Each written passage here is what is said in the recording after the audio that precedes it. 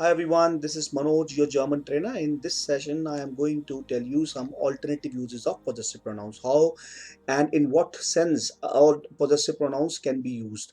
Okay, so let's have a look at. So alternative uses of possessive pronouns.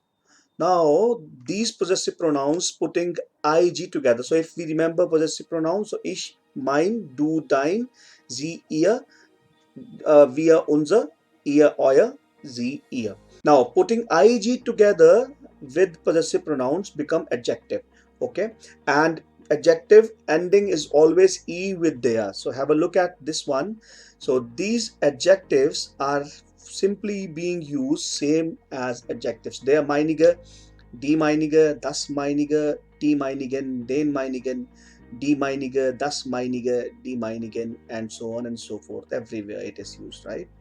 Now example, seine ganzen Verwandten sind nach Australien ausgewandert, aber die ihrigen wohnen alle noch in der Bundesrepublik. All of his relatives have migrated to Australia, but hers still live in Germany. Now if we see, this hers is represented by die ihrigen. This is how we use these forms. Very rarely used, but yes, important to be aware of. We can also use these possessive pronouns or these forms in this way. Der meine, die meine, das meine, die meinen, den meinen, die meine, and so on and so forth. Okay.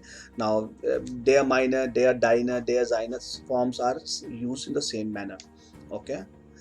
Example, ihre 4 Kinder sind alle Mädchen, die seinen aber alle Jungen. Now, these 4 children are all girls, but his. Now, his is referring to the seinen here. Okay, so I believe the session was useful for you. So if yes, kindly subscribe to my channel Insightful German.